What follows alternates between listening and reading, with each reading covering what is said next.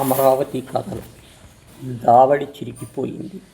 అవధానులు గారు గొంతెత్తి ఆస్వీరవచనం సనసన చదువుతుంటే దేవతలు దిగి వచ్చి దీవిస్తున్నట్లు ఉండేది.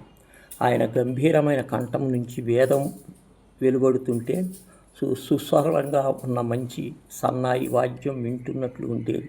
చెవుల కొండలాల అలా నల్లన కదలాడుగా వేదస్వరానికి అనుగుణంగా ముద్రపడుతూ నిండుగా ఉన్న అవధానులు గారు ఒక గొప్ప ఋషిలా కనపడ్డారు. అవధానులు గారి తండ్రి యజ్ఞం చేశారు. అవధానులు గారు యజ్ఞం చేయకపోయినా నా జీవితం అంతా యజ్ఞంలా గడిచిపోయింది.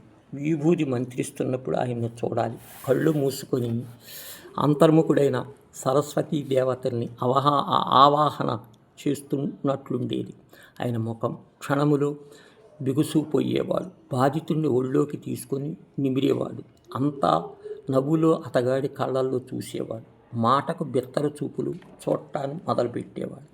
ఆ పోరన్ని ఊళ్ళో పడుకోబెట్టుకొని ఏరా ఏరా అంటూ ఒళ్ళంతా నిమురుతూ ఒంటి నిండా విభూది రాసి వాడి చేతలు పలికించి నవ్వించి పంపాడు. అది చూసి అవధానుల గారు భార్య సోమిదేవమ్మ, అయ్యో అయ్యో ఆ మూలవాడిని ముట్టుకుంటారు అండి అంటే, కడుపు నొప్పి నీకు వస్తుంది, వాడికి వస్తుందే, పట్టు నీకు విభూది పెడతాను అన్నాడు అవధానులు గారు. విభూది అన్నం పెడుతుందా? ఒకళ్ళు కూర ఇంకొకళ్ళు మజ్జిగ తీసుకొచ్చి ఇస్తే ఎంతకాలం గడిచింది కానీ పంటలు పండగ ఊరంతా దరిద్రం అనుభవిస్తున్న దశలో అవధానులు గారు ఇల్లు గడపటం క్లిష్టమైంది.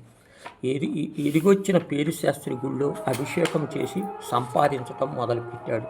పేరుశాస్త్రి ముఖం చూసి అవధానులు గారు అబ్బాయి అంటే ఎవరు నమ్మరు. పేరుశాస్త్రి సంగతి తెలిసి అవధానులు గారు మంచం పట్టాడు. రోజు రోజుకి కుంగిపోతూ అమరేశ్వర నన్ను నీలోకి కలుపుకోవయ్యా అంటూ ఏడుస్తున్నాడు. కానీ పేరుశాస్త్రి మారలేదు. అతని స్నేహితులంతా ఇలా మాట్లాడుకునేవారు. అది ముద్దెట్టుకుంటానని బొగ్గ కొరికేసిందిరా, అది వాటేసుకుంటే ఒళ్ళు ఉరుసుకుపోయిందిరా, అది తొడ మెలికేస్తే గుండె చరుక్కుమందిరా బాబు, అబ్బా దాని లక్షణాలు. ఈ మాటలు పేరుశాస్త్రికి సామవేదంలా అనిపించాయి. రోజు రాత్రి 3 గంటలకు కానీ కొంప చేరని పేరుశాస్త్రి తలుపు మెల్లిగా కొడుతూ అమ్మా అని పిలిచేవాడు. విషయం తెలిస్తే భర్త బాధపడతాడని తలుపు దగ్గర మంచం వేసుకొని సోమిదేవమ్మ గారు. ఒకరోజు తెల్లవారుజామున పేరుశాస్త్రి ఇల్లు చేరేటప్పటికి తలుపు తెరిచి ఉంది. ఇదేమ్మా అనుకుంటూ గడప దాటేసరికి సోమిదేవమ్మ పరిగెత్తుకు వచ్చి కొడుకు గట్టిగా కౌగిలించుకొని, మీ నాన్న వెళ్ళిపోయారా తండ్రి. ఆవిడ కొడుకుని కావలించుకుని విడవలేదు. 6 నెలల పసిపాప అయిపోయి భళ్ళున ఏడుస్తూ తల్లి పాదాల దగ్గర పోరబడ్డాడు.